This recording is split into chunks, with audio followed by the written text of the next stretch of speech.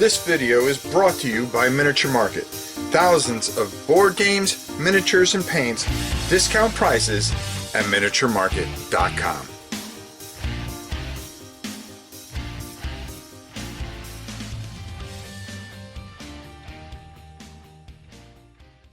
Hey everybody, it's your old pal Rob. Hope you're doing well. Today I want to talk about a great company and how timeless this game is, and how ahead of the curve that the people over at Academy Games, Uwe, has really just done some amazing things. Him and Gunter. I went to the Dice Tower and I hadn't seen them in a while, the Dice Tower East, and I got to see Uwe.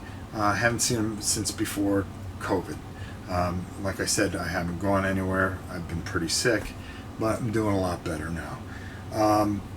But the most important thing was we got together, and I had played the first edition, some of the second edition, but I did not have the third editions of these great games. And I decided that we were going to, in association with my good friend Uwe, we were going to go through the series. We're going to start with Storms of Steel, and then we'll go to the Waking the Bear. And there were just a whole bunch of things that I wanted to film there and show you, but he was very busy. But what I want to do with this video is kind of go over, refresh, and show you why this system is ahead of its time. It really is. It's something special. It's realistic, and we'll talk more about it on the other side of this.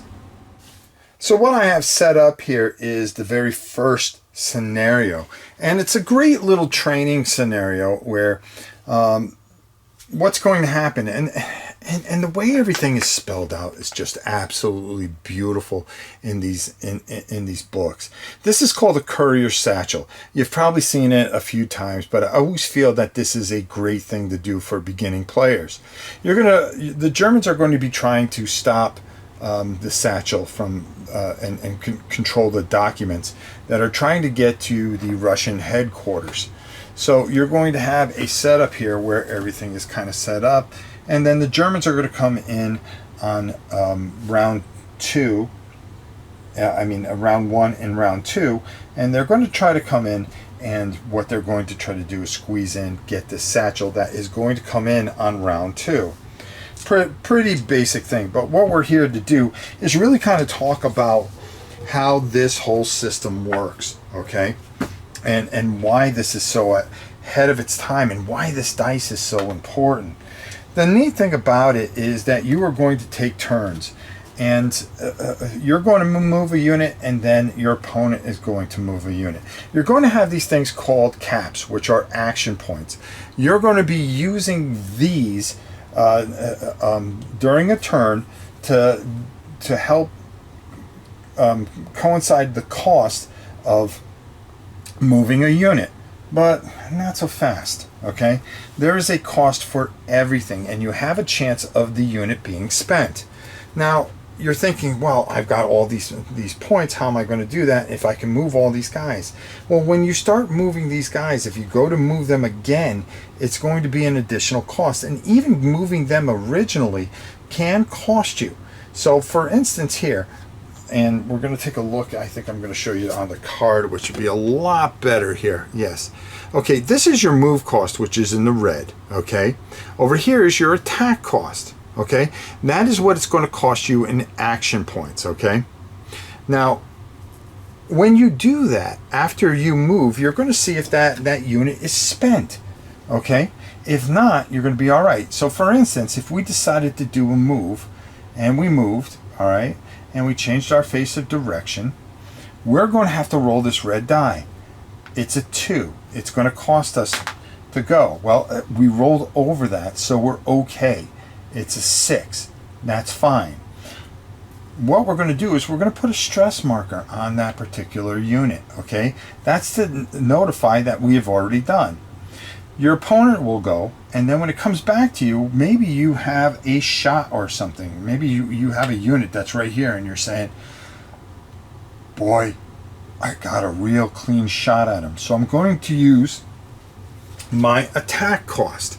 Well, there's going to be a penalty for that. Okay, you're going to add that on. Okay, you are going to shoot. Okay, and then after you perform your shoot action, you're going to roll this again. And if you roll under that number, and for instance here, I believe it's like a 4. It'd be a 4. But if you rolled under a 4, well, then you would turn this over, and that would be that unit is spent. Turns would go back and forth with each other until both people pass. You can pass, or everybody has used up and spent all their units. Shooting is brilliant. Okay, it's very, very easy. There is a number, and I'm going to show you on our card here again. Okay, shooting, a soft target, okay, is going to be red, and anything as far as armor will be a blue or a purple versus armored targets, and you might be able to fire against that. Also, these numbered here are your defensive values. These are your defensive values for the front. Okay, so if you get shot at the front, oh, excuse me, that'd be right here on the bottom. And let me just make sure I'm saying that right, because I might be wrong there. Defense, yes, that's right. Lower is front defense. Yes, lower is the front defense, so it's higher. But if you get hit in your flank, now what is your flank? That is your lower numbers. Okay, so again, your front. Your flank, and how that works is making sure that you see it. Is your front arc is your top 3 hexes. Your flank is your back. Okay. The other thing is that when you're firing, you are going to be using this green that'll be your firing arc. So for instance, if we were right here, as you can see in this arc, you would be able to fire within that range because it's in front of you. Even if you were off to the side here, it would still, as long as it hits within that arc. What you're going to do is the person that's firing is going to take their firepower. So it's 3, and any modifiers. Now the different modifiers, of course, are going to be whether it's terrain, bunkers, heavy defense. As you can see, there's corn and things like that will cause you to be hidden, that will help you or hurt you in certain situations. There's certain things that you'll be able to pass through. There's all kinds of stuff: barbed wire, hasty defenses, bunkers, gun pits, trenches, smoke. Smoke plays into things. Just absolutely brilliant stuff. One of the things that you're going to want to do is when you get these, laminate them. That's what I'm going to do, folks. But again, it shows you all the different types of things that you can get as far as different types of costs or APs and stuff like that that are going to rev you up to make this roll. So it really, you want to be smart in doing your actions. But as I said, taking that top number, okay, and then subtracting it. For instance, I'm going to be able to hit this guy in the front. So let's just say that we have a 3 here, and in the front is a 12. So 12 minus 3, okay, and line of sight is clear. We'll move him here just to make sure that he's clear. Okay, line of sight is clear. And we're going to be able to hit, so 12 subtract 3 is we would need a 9 on 2-sided dice. Would I get them? Yes, I would, because all you have to do is either get the number exactly or be over it. So what does that mean now? Okay, I hit that particular unit. Are they destroyed? Do they flip over? Do they lose value? No, what's going to happen is you are going to pull out one of these chits.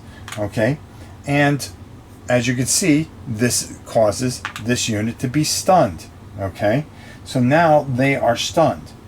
Were they to take a second hit from another unit, okay, say there was a unit right here, and said, yeah, okay, we got them, they're knocked down a little bit. If they take a second a hit, or they're suppressed, or anything else, well, guess what? 2 hits, and that's going to remove that unit. There are also different types of chits in here that are going to do different things. And the red backing is for soft units or soft targets. And then there are a whole nother set of chits that you're going to want to keep in an opaque cup because you don't want to see these, okay? These are just shocking. There's even a destroyed in here. You can actually one-shot a unit if you're able to. Also, if you go over that number by 4, say we had a bunch of different modifiers that helped us get that number down to like a 4, okay? And I rolled a 9, all right? That is 4 over their defense value at that time. That is an automatic destroy, all right? The other thing, an important number here that you want to keep up with, and this is kind of hard one to decide because this is a mortar, but on a regular unit, this is the range. Okay, so for this particular unit, they have a range of 6. Now, they can double that range, okay, up to 12, but you're going to get a +2 modifier. Now, there's a couple things that you can do with these action points that kind of help you along, okay? Maybe there's a certain thing and the value is going to be high. You can use some of these action points to lower that particular roll. So maybe you can give it a chance to be more successful. Remember, maybe you don't want to, you want to be able to hit. You're going to use certain things that are going to spend or reduce your cost on your checks. You can do that by using action points. Action points are going to help you out, and you want to spend them wisely, okay, on your turn. Because if you leave your opponent where you used up everything and he still has units and he has action points, he can really do some damage to you. So you have to be smart and know when to pass, know when to just spend things and do things. Now, another thing I want to tell you is that if you use the unit and then it's stressed, okay, if you go to use another unit, that stress marker comes off. Which means that as long as you don't have that roll, that is going to be a problem for you. Okay? You can keep on using it until you cause it to be spent. Okay? For instance, if this particular unit with 4 and has different modifiers, goes up to 5, okay? Well, over here, it gives you a chance. There's an 80% chance that you're going to get spent. So I need to roll under a 5. Over a 5, and I rolled a 3. Well, guess what? I tried to press my luck and fired twice. I fired twice, but now I caused that unit to be spent. They're wide open, and these 2 units here, because I couldn't finish them, are really going to throw a beating on me. A lot of strategy, a lot of depth.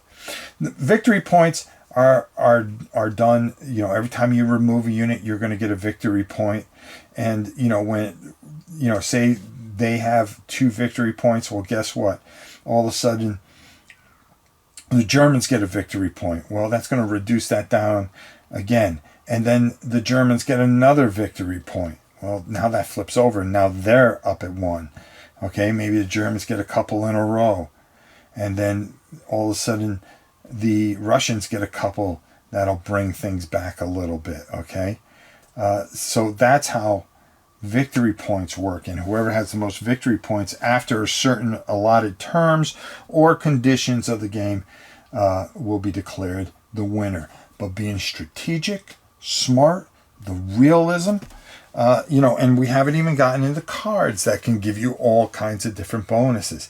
+2 to your firepower, which can really, really, really help you, okay? Bring that number down so you can take that. Take an extra turn. Maybe you play a card that's going to give you something that's going to help you go again and outwit your opponent. You're going to start with a couple of cards depending on the scenario, and then depending on the scenario, how many cards you get after that. And it gives a reason where you kind of see what's going on here, but what does he have in his hand that can change the outcome of this game? Just a fantastic system, one that is ahead of its time. It always was ahead of its time. And the way they've done things, even with the game trays. Everybody uses these game trays now. Uwe and Gunter were the first to do it. We're the first to come up with this and use these game trays that you see in every dungeon crawl and everything else nowadays. Keeping your things neat, keeping your things organized, attention to detail is what Academy Games does, and they do it better than anybody else. So, I didn't explain everything. I didn't even get into armor and all that other stuff, but we are going to do that. We're going to be doing live plays of this. I wanted to refresh your memory about this game because not many people are talking about this game right now, and I want to bring this back into focus. Why this game is so great.